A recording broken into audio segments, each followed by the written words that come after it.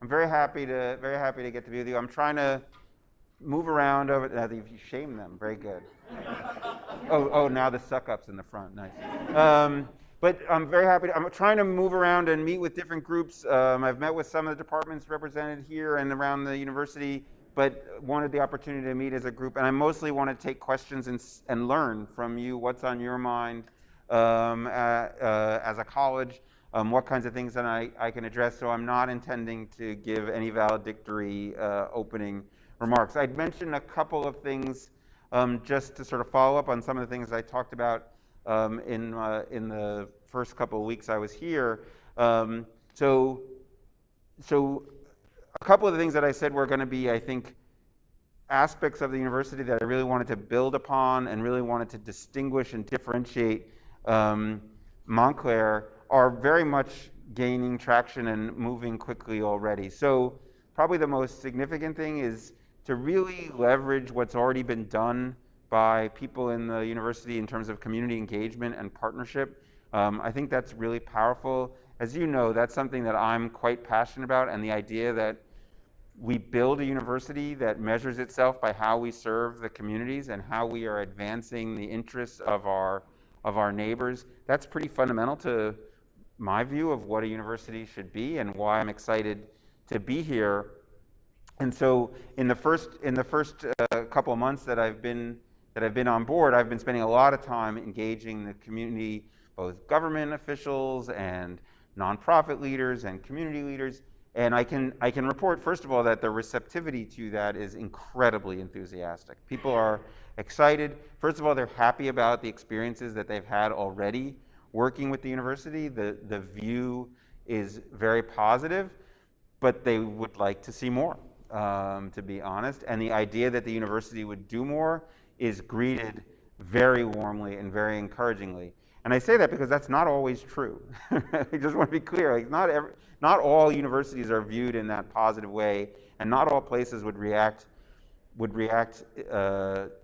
the same level of enthusiasm if the university leadership came forward and said, we want to do more with you in your community. So I think that's very exciting.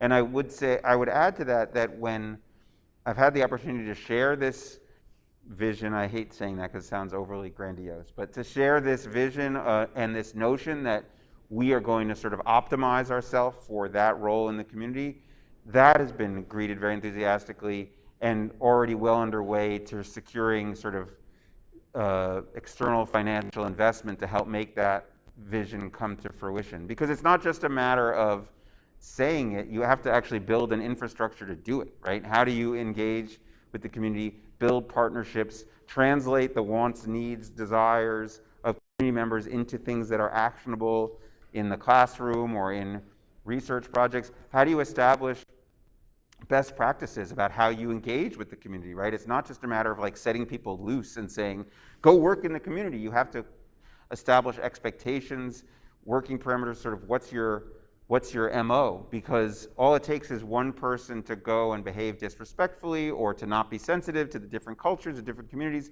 and the trust that takes so long and hard to build can be destroyed like that. So we can't just go and do it. We have to do this right. And so I think we're well on our way to building that central capacity, and I think it will be exciting. The other thing that I've talked a lot about is public service, and we're well on our way towards sort of, I think, capitalizing on all the great things going on already at the university in public service, and I think we'll be part, as I mentioned, of a national coalition of universities that are really elevating public service at the university as a core feature of higher education. In both of those realms, this college obviously is already doing a tremendous amount and will be a central part of anything that we do going forward. So I think it's a very positive and exciting development for the university, but also for this college in particular. As far as sort of what's going on in the state, there's a part of me that just wants to nerd out and talk about the election. It's an interesting moment to gather, right? I mean, we've seen how civic life can change in an instant, and literally, people are focused on the governor's race, but the legislative changes have basically altered the field of gravity in New Jersey, just like that. And so I think that the vision of this university as a public serving entity that is not about one party, not about one region, not about one alignment is the right vision. And it shows why envisioning ourselves as a servant of the public interest is the most powerful position you can make, because that's the justification for support and investment in this institution. And I think we have a very powerful story to tell about why support for this university is critical to the future of the state. And I can go on at some length on that if we want to. But I was just going to leave it there, Peter, unless there's something specifically that people want to hear about. And I was just going to open it up to questions, and I think whatever it is I want to talk about will likely come out from questions from the audience. And I know we have a bunch of people who are participating via Zoom, so we got to make sure that we get those questions as well. Yeah.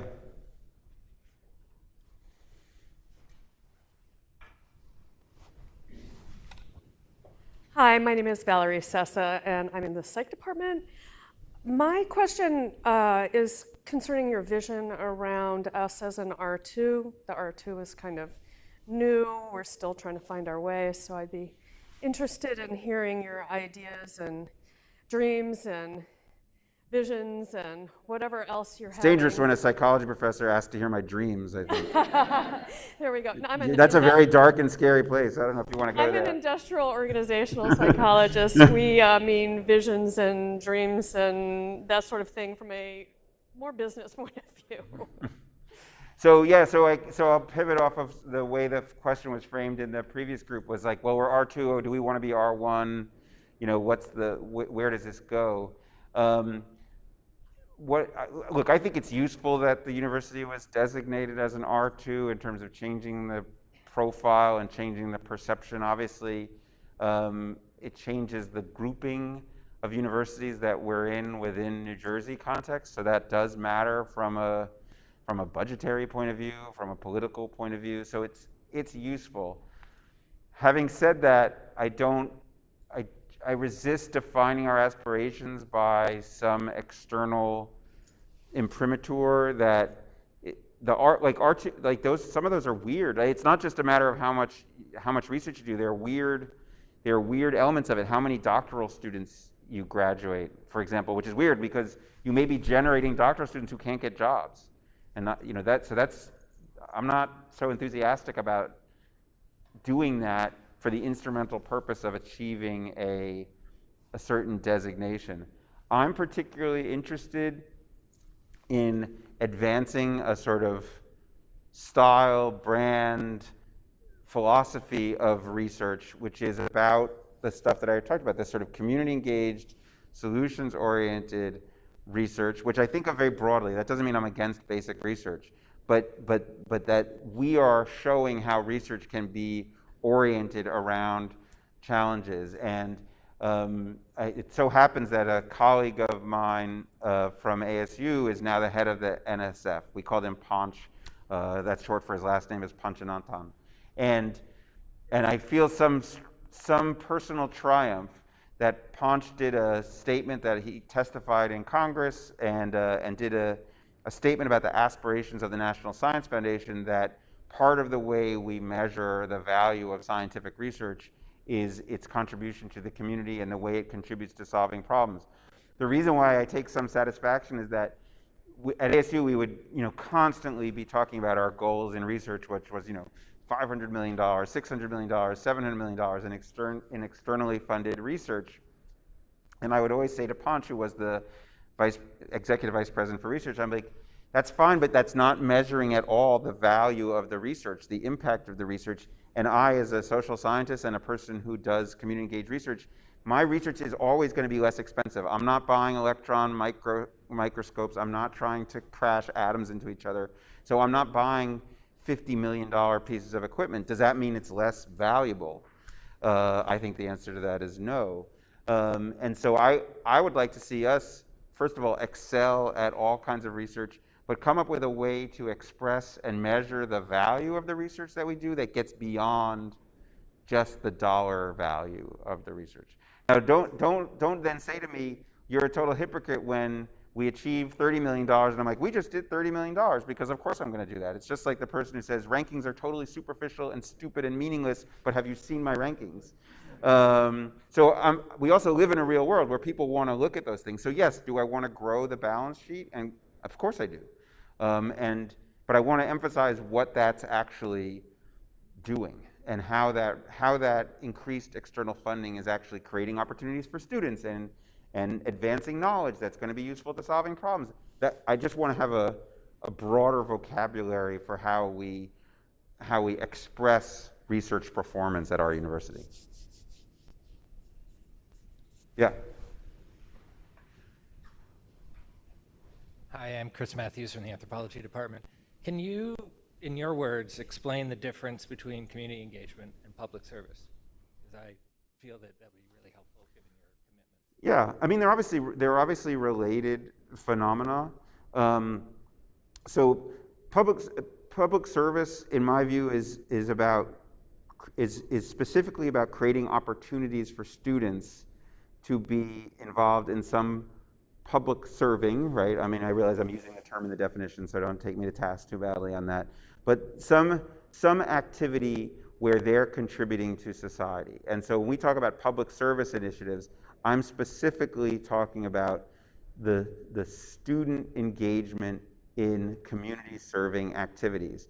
It can be in the context of a course experience, right? So I think that I'm a big believer in service learning, and that the service can be part of an exercise that they're getting credit for, right? I don't see that as being a contradiction. Some places do. I don't. But it also includes completely non-credit and maybe even non-educational activities. So public service would also include, doing a park cleanup or going and tutoring and so on and so forth. It could be those things, and it could be a little bit of a mix, right? That there are service activities which are giving you leadership opportunities or hands-on learning opportunities or opportunities for edification regarding unfamiliar communities, people that you haven't interacted with. Those are all educational too, but they're not necessarily credit-bearing. When I think of community engagement, now I'm talking about the posture of the institution, right? And I'm saying that the institution itself is engaging with, working with, collaborating with, partnering with entities in the community. And specifically, when I think of community engagement, I'm interested in ways in which we're doing so to advance the interests of those communities. So not just if somebody was going out and doing and they just asked a bunch of residents to complete a survey. Let's just take that as a for instance, and then they took the results and they published an article about. To me, that's not community engagement, right? Because that's just serving your own interests. Community engagement is going and working with someone to help advance their aspirations, or at least shared aspirations that we help define together. So, there are different words, whether you're talking about community-based participatory research, which is something that I've, came to know and feel strongly about its value over the years, and I really like the rhetoric of that, where we treat our partners as co-PIs. To me, that's community engagement. And again, some of it might be in the context of externally funded research. Some of it might be in the context of creating class experiences where the students have an applied experience that's defined by a client, right? Some of it might have nothing to do with the academic enterprise. It might be working with our university police department or with our health clinic or whatever, right? So there's almost myriad variations underneath that label. I don't know, does that make sense as a differentiator? Yeah, good. We're going to go to our listeners at home. Thank you. This question comes from Dan Simonet, who's from the psychology department. Presuming the research we do is largely applied, most of PhDs on campus have grants to support application. Can you expand on vision for building research infrastructure such as doctoral education, faculty expectations, and resources to departments? Yeah, I think there's so many different areas, and this will probably be a theme of things that are interested in. There's so many different areas where we have sort of outgrown the infrastructure that we have in place, right? So the way I liken it is like we have this car that was built to go 50 miles an hour, And it's a good car for going 50 miles an hour. And it turned out like we started to press the gas and it's like, hey, actually, this thing can go 60. Look at that. And now we press a little more, and now we're going 70, and we're like, hey, it's shaking a little bit though. And now we're going 80, and it's like the wheel is bouncing around, and we're shuddering, right? And we're still going 80, but we're really pressing the thing. So that we're in that car right now, right? I think we're going maybe not 80, and the wheels haven't started popping off, but we might be lost a hubcap or two. And so we need to rebuild all of the systems to support what we want to do, because we're not satisfied to just go 80. We want to go 90. We want to go 120, whatever. And one of those areas is in the research, right? We've amped up the research so that our Office of Sponsored, like they're doing a good job, but like they're just at the limits of capacity, and we've got to build out that capacity. But it's not just that, right? It's also, if you're now all of a sudden getting a whole bunch of grants, you've got to update your HR system, you've got to update procurement, you're entering into new contracts that are different, you're asking for different kinds of approvals on things that maybe people haven't seen before, right? You're taking on all kinds of new responsibilities, you're putting people, like, think about the community thing I just said. Like, so if we do everything I just said, now you're talking about sending hundreds, thousands of people out into the community on a daily basis. Well, guess what? There's some risk associated with that, and there's all kinds of questions that come up about that. Now, some of this we have some experience. So, like, but they're funny. But we've encountered them just over the couple of years. Like, so, if a student is teaching in a school that's not requiring a COVID test, what is our responsibility there? Or even just with the weather recently. So, if the university says we're going to close for a blizzard, and a student or a nurse is assigned to a hospital, or a student is assigned to a school that's not closed for the blizzard, is the student required to go?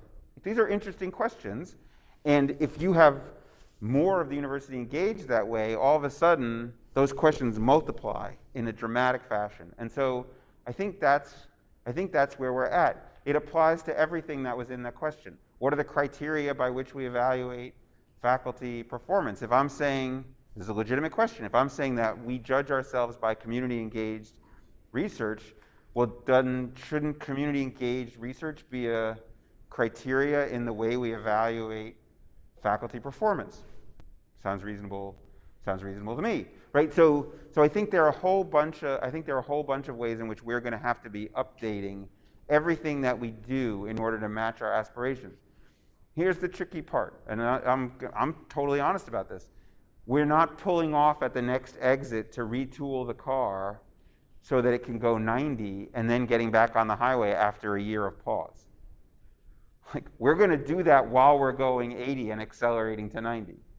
And so that's going to be, that's not easy. So we're going to rebuild all those systems while we're continuing to perform at this level and aspiring to get that much better. And so, as I said previously to the previous group, when we used that metaphor in my old university, we would talk about flying at 80,000 feet and rebuilding the airplane. So the good news is at least we're on the ground. So it's less dangerous, but it's the same basic challenge. We're not going to take a break in order to retool. We're going to do it while we're pursuing these ambitions. So fun, exciting, but a little bit daunting, all of the above. We'll start back there and then next. Yeah. Hi, thank you for your time and energy today. Jessica Restaino, Writing Studies.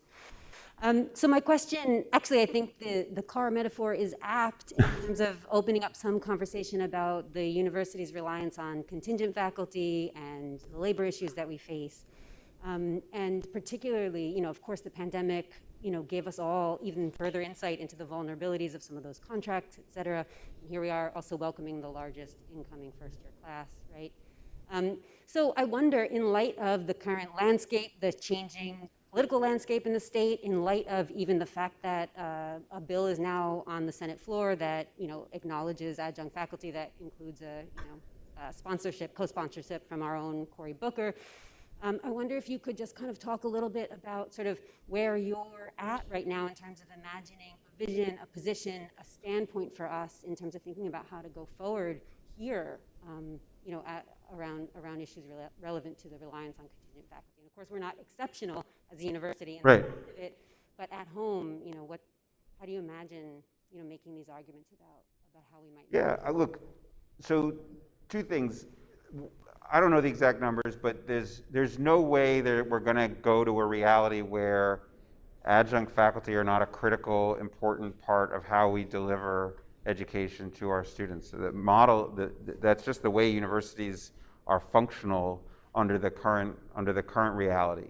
And so that doesn't mean you have to treat it the same way. I think you can build a model where adjuncts are treated as more integral part of I don't even like the word adjunct for this reason, to be honest, but where they're treated as more integral parts of the faculty and members of the university community, and they have more of a voice in the design of the programs, and I think that's really important. At the same time, I'm not going to tell you that there's a readily accessible financial model which allows you to turn all of those folks into full-time faculty members, because there's not at present. Maybe there's some future point, and that requires, and this relates to my previous point, that requires not just dollars, but it also requires updates to how we think about faculty roles, that we might need different classifications of faculty in order to achieve the ability to offer full-time positions to people who are primarily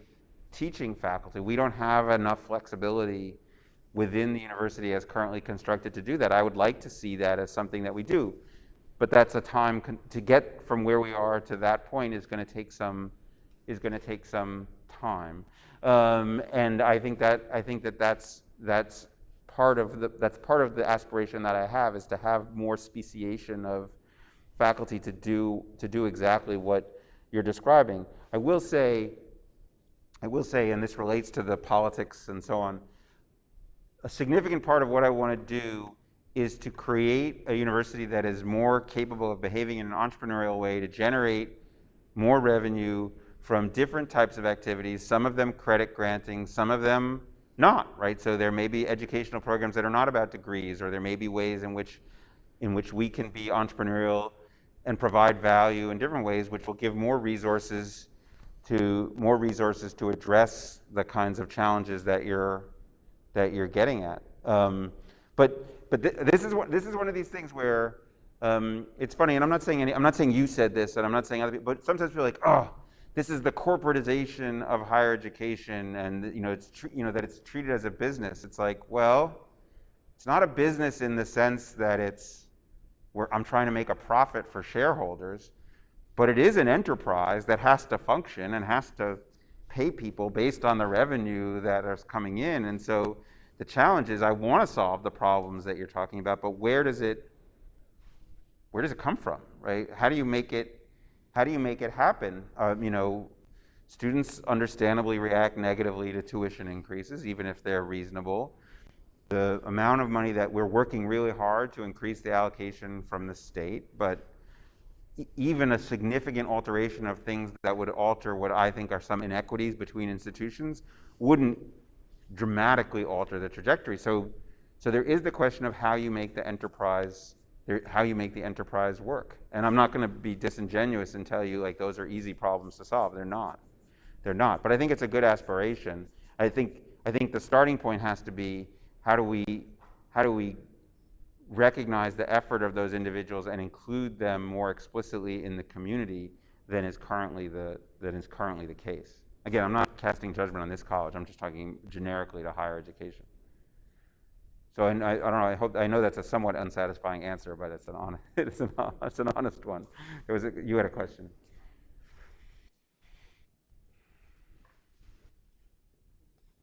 I'm Maria Jose Garcia Vizcaíno from Spanish and Latino Studies. I totally agree on the importance of community engagement and service, and I must say that one of the best experiences that I had as a professor and my students was during the 2 semesters that I was teaching in the Center for Community Engagement. Mm-hmm. So I was teaching a course on audio description for blind people, Spanish speakers. So we did a project with a theater in New York, nice, providing audio description in Spanish for Latino community, and it was great. Fantastic, from all standpoint. And I would like to know, it takes a lot of effort and energy to be involved in community engagement courses. And I would like to know if that is going to translate necessarily when it comes to promotion. In the past, traditionally, all the importance have been on publications, and certainly you can publish some pieces from your community engagement experience, but we all know that sometimes service is not valued as much as it should be. And I would like to know your thoughts about that. So I think, well, I already talked a little bit about how if you're going to revise your expectations, that will revise your criteria. And I do think that this is one of these areas in general, not even specific to your question. In general, we can do a better job of specifying the criteria for promotion and tenure. And eventually, I'd like to look at the whole P&T process and see how we can make modifications to it to improve it.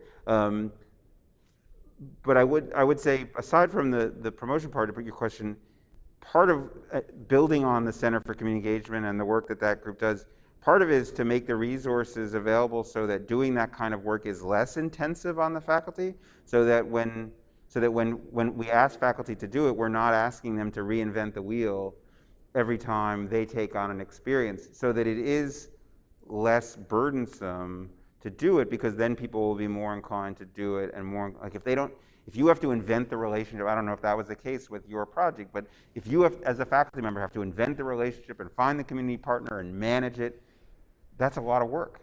More work than just teaching a standard operating class, right? And so part of the reason I want to build the capacity and build on the Center for Community Engagement and grow it into something is to make it easier for people to do these things, and so it's not as onerous as it was. However gratifying, and I'm not saying you're complaining, right? But it takes up a lot of time. So that's part of the objective of what I say of building the machine to make this a regular part of it. The question of how you judge people and the balance between research and teaching and service, I'm not going to solve that right now. That's obviously a bigger challenge, and something that we should engage. Yeah, another question over here. Thank you. This question comes from Oh, Milton okay. Fuentes, We'll go to the back, also yeah. from whoops. Go ahead. Also from the psychology department. Based on what you've learned so far at MSU, in what ways can we better promote equity, diversity, and inclusion?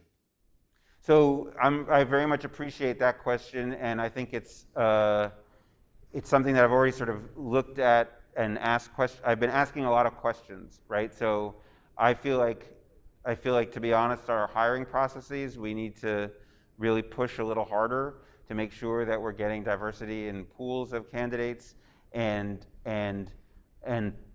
quite frankly, push back at departments that have hiring processes that are not bringing in broad-ranging pools of candidates.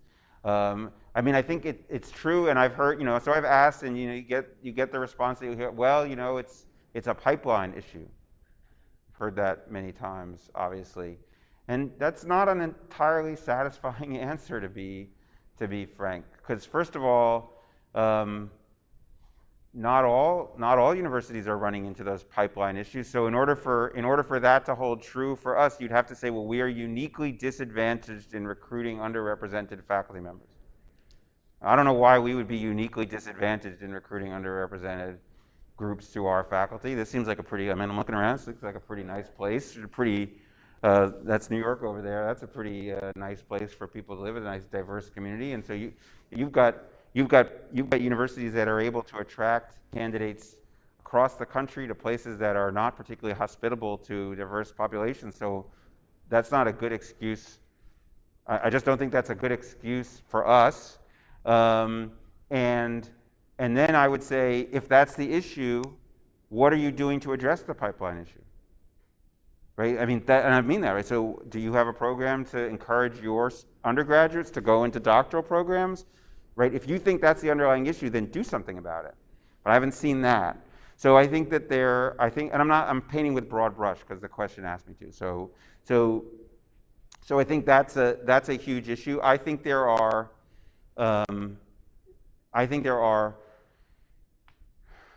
beneath the surface tensions between different classes of people on this campus. I mean, staff and faculty and students, and some of those tensions haven't been addressed. I can sort of, and I say, you can, sometimes it's been articulated to me, but sometimes it's just sort of like my spidey sense is picking up on some of these things. And so I think we need to let some of these things out, and address them. I've looked in a couple of areas where I know this is going to sound like a thing. Like, I actually think we're kind of policy poor on some issues having to do with, relationships between faculty and students, and some of our Title IX processes, and we're just a little bit behind, to be honest, in terms of implementing some things that would create a more formalized set of protections and procedures that can build. But the biggest issue is something that I think most universities haven't done this, so I don't think we're unique, which is a lot of places talk about diversity, equity, and inclusion in largely defensive measure. That is to say, how do we make sure that people are unharmed, right? How do we make sure that groups are sufficiently represented, or if you want to take that, or not systematically unrepresented? But what I don't think we've done yet, and I don't think, as I say, I don't think this makes it special, is how are we building a university where we take advantage of the diversity of our students and our campus population as a strength, where you can say the experience being at Montclair State University is better because it's a diverse community. And how have we been intentional about designing ourselves to that end? By the way, like, I don't have a glib answer waiting to answer. That's not a rhetorical question. I mean, like, that's a hard question, but I don't think we've asked that question. So I think it's a really pressing design challenge, which is what takes us from a statistical profile of being a diverse university to a university that operationalizes its diversity to create a qualitatively different and better experience. That would be, to me, that's the end game. That's the end game aspiration. And that includes building a community. I think the ingredient to that is building a community where there's a high level of comfort and people are engaged in discourse, even discourse around difficult questions, because every person, regardless of background or profile, feels a sense of ownership and belonging here. And because we've created such an environment, we can have conversations here that don't happen at other universities. We're far from that. I think we're in a good position to lead on that, but I don't think we've engaged in that. And that's not a short-term process. That's not like, oh yeah, we'll do that at the December meeting. No, and that's obviously a much bigger long-term project. But if we can do something on that and really demonstrate real commitment to it and get some traction on that, I think that's something we would all be really proud of. So, all right, that was the next question was here, yeah. Yeah, hi, my name is Jeff Miller. I'm in the English department. I was wondering I would just be interested to hear your, I guess, vision, dreams, or whatever, especially given that we're in the college, at least in part of the humanities, but more broadly too, for research and teaching that might seem less obviously to tee one up for a kind of robust form of community engagement in a certain sense, right? Mm-hmm. I say less obviously because, Arizona State, where you're coming from, I teach Renaissance English literature, for example. Arizona State has done an incredibly prominent work exploring the issue of race through the lens of Renaissance literature, Yeah. has received multi-million-dollar grants.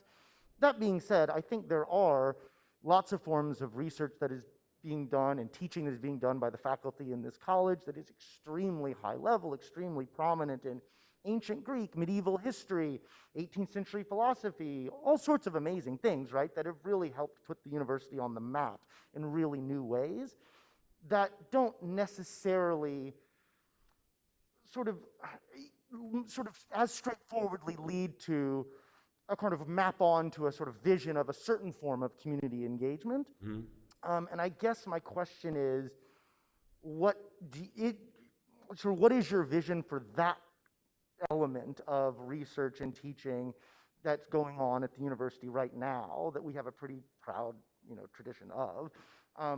And how does that fit into a kind of pivot to a more outward-looking, more directly community-engaged university? Because it certainly, I think it can, right? I don't want to be coming across as suggesting that, there are certain fields of research that would be necessarily sort of hostile to that. Right. But I guess, different people might have different visions for how those two things could come together. And so I'd just be interested in hearing your perspective. Yeah, so I think, so partially that your opening about, you would say it's pretty improbable that a Center for Medieval and Renaissance Studies, and I'm trying to remember, the name of the professor is Aisha, I can't remember her last name.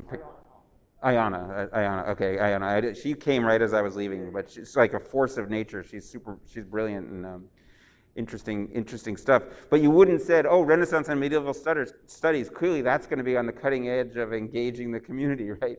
So I think that the difference is do you take it as your mission and your obligation to build those connections? I don't think anything you rattled off is challenging.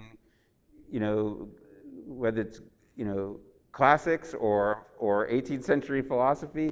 Like I was just talking to my daughter the other day. We were discussing, she was talking about something that happened in her school, and I was talking about Lucistrata, and how much more relevant could that be to some of the contemporary issues that are going on? That to me the question is, do people in those fields accept the mandate to be relevant and to make those connections? Now, as you know, not everybody does, and I'm not ascribing to anybody anything in this room. I don't know, but not only do some people firmly resist it and say that it's not my job to be the person who draws the connective line between what we're studying in class and what's going on in the world. That's the student's job to do that. I just think that's wrong, and I think if you're not making the case for relevance of your work to a student who lives in 2021 with the issues that are surrounding it, and I'm a firm believer that there's nothing new under the sun, right? So everything that's being explored by poets, writers, artists 2,000 years ago are the same basic issues because they're derived from human nature and human foibles. If you're not making that connection, then people will not be interested in what you're doing, and then to some degree they'll vote with their feet. And there's some reality to that. So I think the burden is on us to form those connections and to make some broader points. I think one of the central challenges in the world we have today is just a profound lack of empathy. That is, if I were to sort of boil it down like this hostility to one another and the inability to see anything of myself in somebody else, and not only a resistance to it, and the politicization of doing so to the catastrophic ends that we've founded ourselves in. And so I think that there's a strong case to be made for the humanities in being solutions oriented, right? So I don't think that being oriented towards the community or being oriented around application is an exclusive province of social sciences or natural sciences.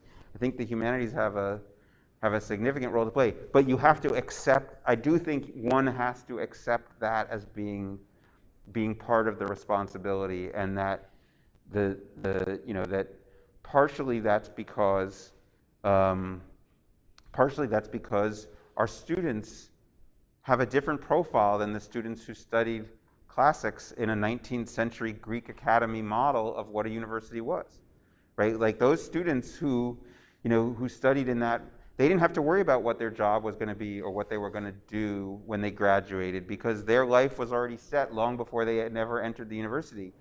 Once we open up the doors to a broader class of people, which is awesome, then we have to be reasonable and say, well, they have a different set of expectations. And so somebody, if you're going to ask somebody to spend 4 years studying Greek, then you're going to have to do a pretty good job of explaining to them how that's going to be useful to them when they go out into the world and have to repay a student loan.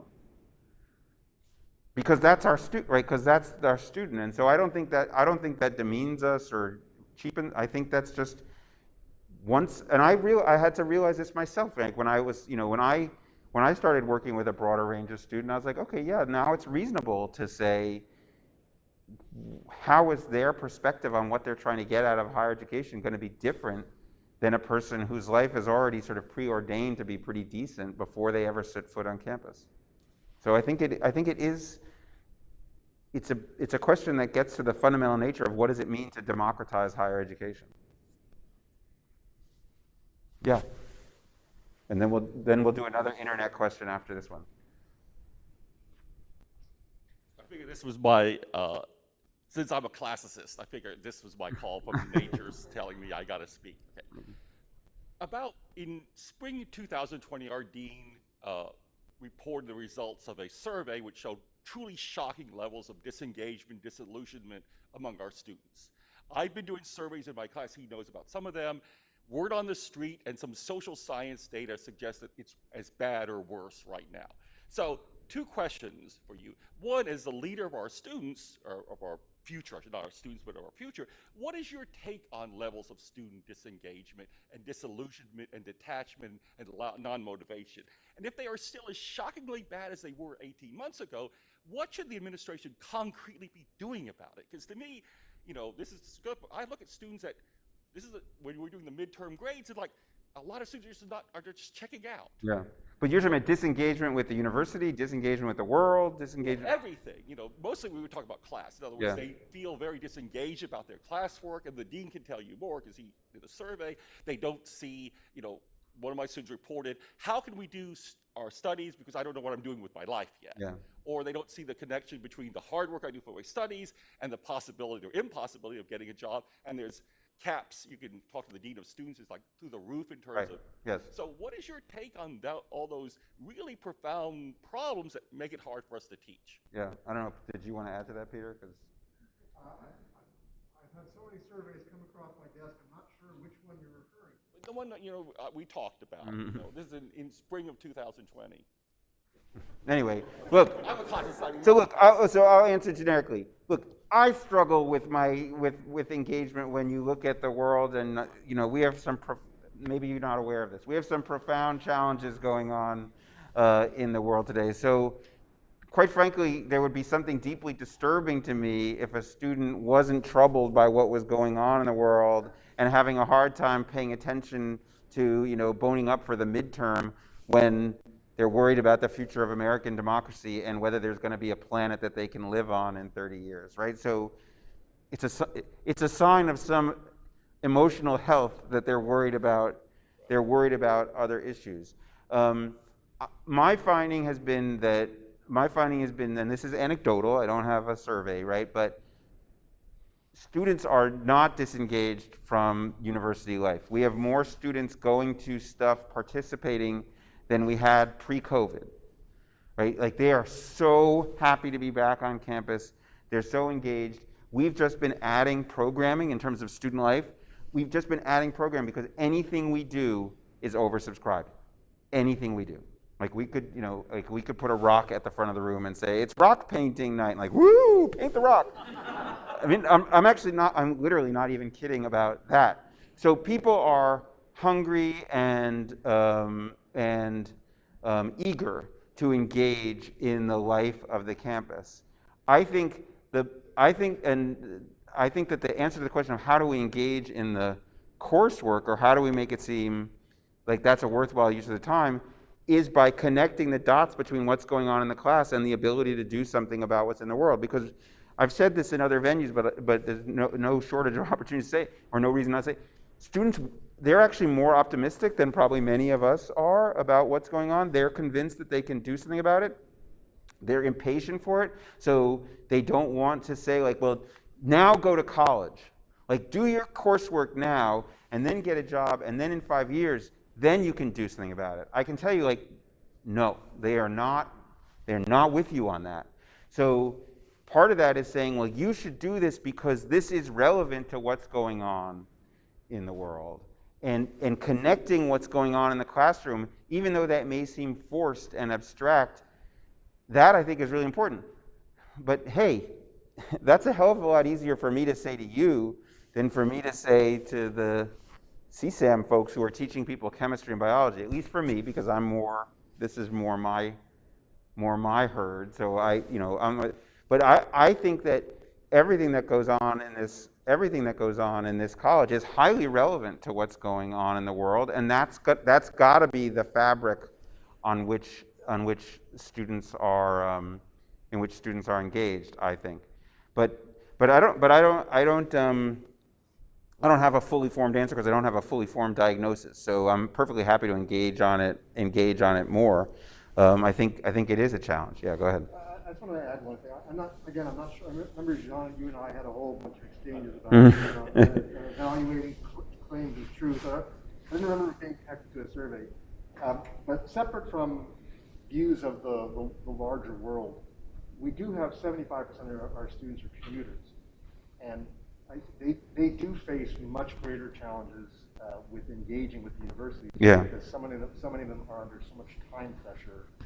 So I guess I would take Jean's question and just add a piece that I think thinking about how we can better serve commuters.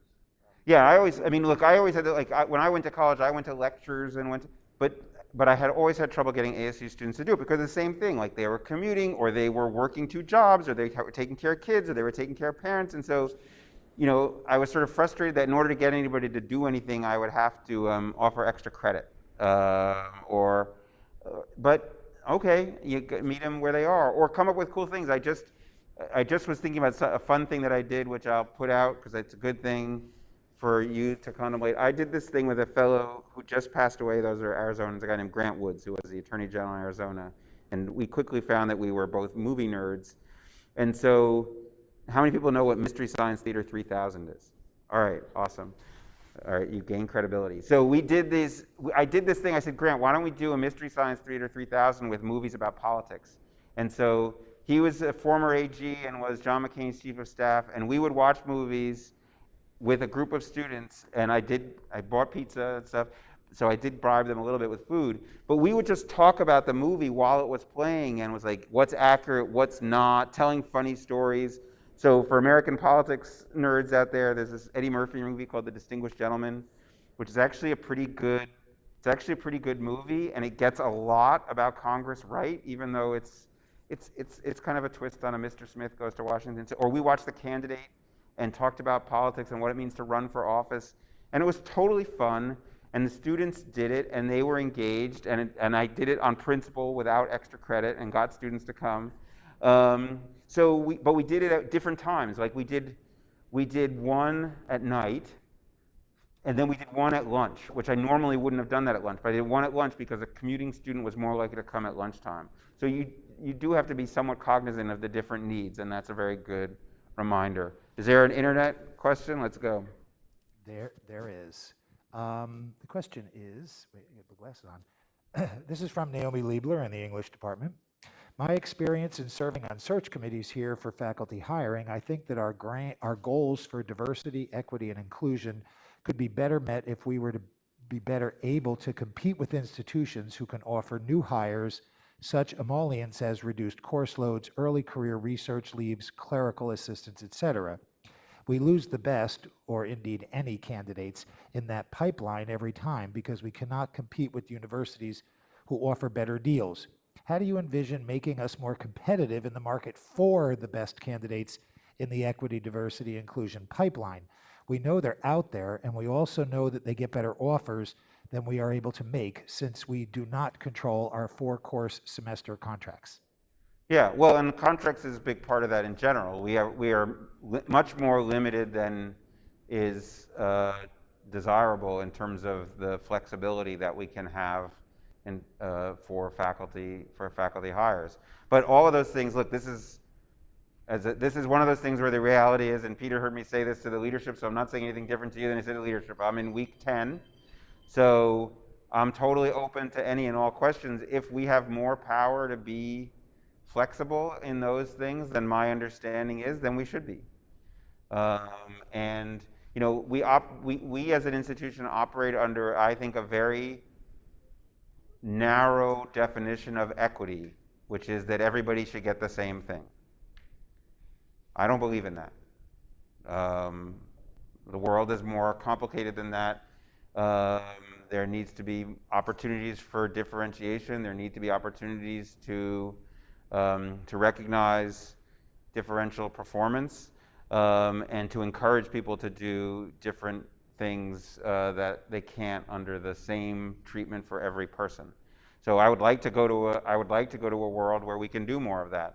The operating constraints that we currently have don't allow for that. Now, I want to be clear. Some of those are contractual. Some of those are self-imposed on the administration by decision. So I want to try and I want to sort of understand that and strip away where the constraints are self-imposed and get the flexibility necessary to do that.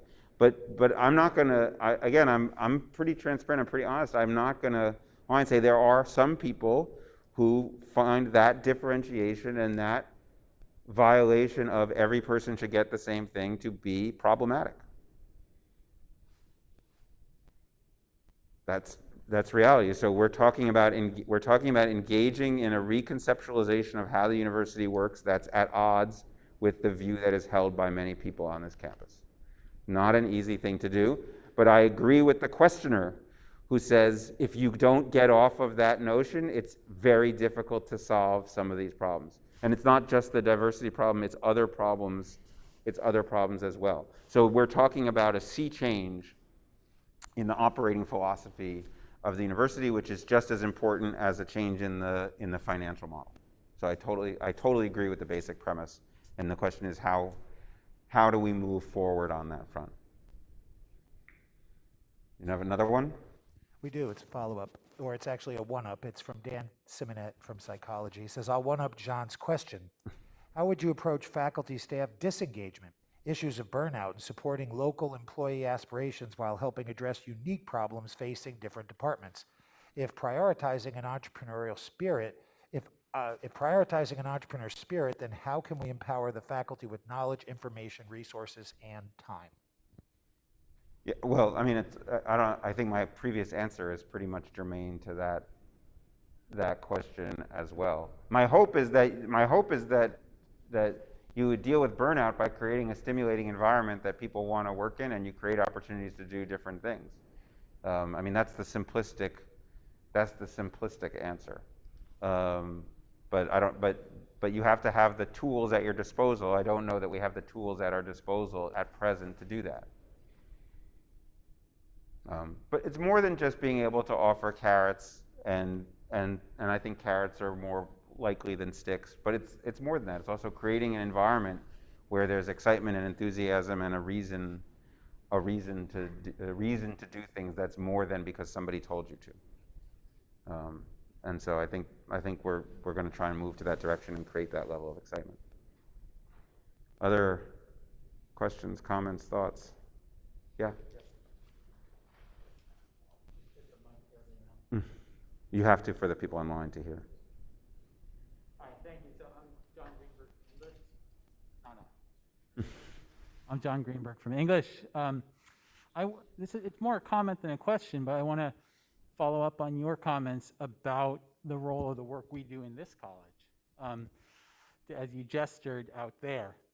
And you might have heard we got a nice big grant. It was fantastic, yeah. And the wager of that grant, the premise was that what we do in the humanities isn't only useful, but necessary.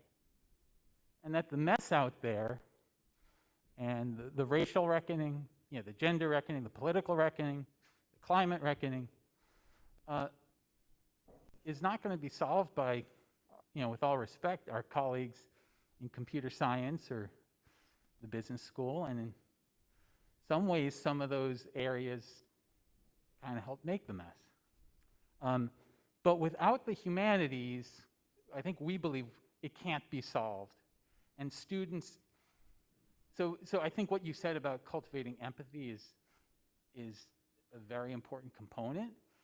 But I think it even goes beyond that to the task of historical and social analysis. And there has to be, students have to have the tools to understand what's bombarding them from all around. And our colleagues in the social sciences do this too with different methodologies. But I think in this college, in a way, we're uniquely positioned to train students to make sense of that. And I think if they don't make sense of that, they can't solve it, right? They can't even take a step to solve it. So, so that's, as I say, it's more a comment than a question. But I guess the question that would unfold would be then how, this to me sort of then completely opens up the category of community engagement and of public service, because the community that we serve is in part, and our biggest community partner are our students themselves, who, as you know, come from our community. They're almost overwhelmingly North Jersey students, first generation, et cetera. You know, we're majority, minority. So when we think about serving the public, I guess I want our service to our students to be under that umbrella as well. Yeah, so first of all, in sum, I agree with everything you said, and I would actually say your answer is partially an answer to the question of engagement, right? Which is, we engage by giving people, students, to grapple with what's causing them to curl up in a ball, rather than sort of lamenting that they're put off by it, right? So I totally agree with that. Yes, I think our obligation to engage our students is different than community engagement. I hear what you're saying. It's mostly, but I don't want to engage in like sophistry around that. Only to say that I think of the university as a community, right? So part of it is building this as a strong community, and part of the reason we've fractured so badly as a national community and a local community is because we have not cultivated the tools for people to do exactly what you're saying. Yes, empathy is only a small piece of it. I totally agree with that. Like how to process information, right? That's obviously one of the biggest issues in the world right now, which is people can't sort through information in an intelligent way, and we haven't given people particularly good tools to do it.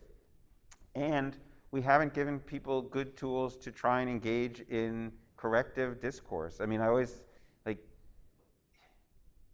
telling people that you're dumb if you read something on Facebook, or you know, having Jennifer Aniston do a PSA and says, "Don't be stupid, get vaccinated." I don't know if Jennifer Aniston did that. So if there are any Jennifer Aniston fans out there, I'm sorry. But it turns out, don't raise your hand. That's not good. No, but if it turns like celebrities telling you you're an idiot if you don't do. Yeah, guess what? That's not actually persuasive. You know, I know that's so we've neglected a lot of these. We've neglected a lot of these skills ourselves, and particularly we've neglected to update them in the context of social media and everything that we're surrounded by. So I think there's a very important function to be played. I would just say, and when our students comment online on each other's posts, and they're super sweet and polite, and the only thing we want them to do is, you got to be a little more critical, right?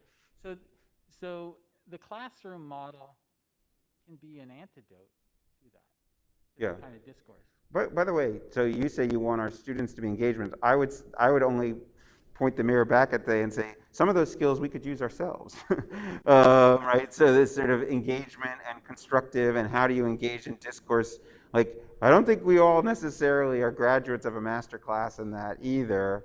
And so I think that should be part of it also. Why don't we include our own community in that educative process? Yeah. Thank you so much for your patience and your time. And this may be the last question, so I'll try to make it relatively short. So thank you again for acknowledging all the work that many of us have and continue to do. And as you noted, there are several positive things that are happening on the campus. And one of those, I think, in recent years has been a lot of the faculty and staff initiated kinds of projects as a way of moving us forward. So that includes things like the caucuses, like the African American, the Latina, the Asian Pacific, and the Disability Caucus. It includes things like RIGS, which is a research in interdisciplinary global studies, which is initiated by faculty. So people trying to come together and move the university forward. So do you have any maybe exciting ideas or things that you've seen that have worked in ways of capitalizing on that excitement and on that momentum that can help move us forward as an institution and serve some of the goals that you have, things like community engagement, things like advancing research, things like engaging with our students more, things like bridging the divide between faculty and staff, right? Do you think those kinds of organizations, do you have ideas about how they can help move some of your goals forward? So one idea is that American Airlines should not cancel my flight so that I miss my long anticipated meeting with the caucuses. That was really annoying. But I actually think the best initiatives are the ones that are from the faculty and staff, that are initiated at that level. I mean, I think there has to be a high level of support from a top-down perspective, but the initiation coming from the organization itself is going to make them much stronger. They're organically rooted, and so my short answer is no. Just how do I support better? And that's why I wanted to have that meeting, because I wanted to understand what I can do to operationalize the university doing that. I would say the one thing that I've felt is important is to create spaces for people to share in that are not threatening, and I must say I had to learn. People pointed this out to me that even I would do like staff town halls, right, for example, and I'm talking about at ASU, and somebody once sort of gently tugged on my shoulder and said, you really might create a space for staff members of color to talk by themselves, because they feel like they have their own issues and they don't want to be minimizing the concerns of the broader by coming up with their own. So we created some different spaces for different constituencies, or where supervisors were not present because they didn't want their supervisor to hear what they were saying, because they thought that they would hear that as a criticism of the individual supervisor, or they did want to criticize the individual supervisor. So I think that it's all about, I don't like the term safe space, because I think that's kind of a banal description, but spaces where people feel comfortable sharing what their experiences are, and that you can unearth some real opinions about stuff that don't necessarily come out. So that's one thing that I've learned, that it's not enough to just have big, open fora. You have to create different size and different slices of the population in order to share. And then the other thing that I would say is, oftentimes issues are raised, people have concerns that are articulated, and action is sometimes taken, but nobody actually tells anybody what the actions are. So creating better feedback loops, so that when people raise issues and complaints, so you mentioned the Disabilities Caucus. So I remember this incredibly funny/frustrating meeting where we got a whole set of grievances that were from a diversity committee that actually had to do with disability issues. And so they raised these issues, and we're like, we've dealt with every single one of them. And so we, the administration, were sort of annoyed that we've dealt with every single one of them. And they were like, well, when did you tell us that you dealt with them?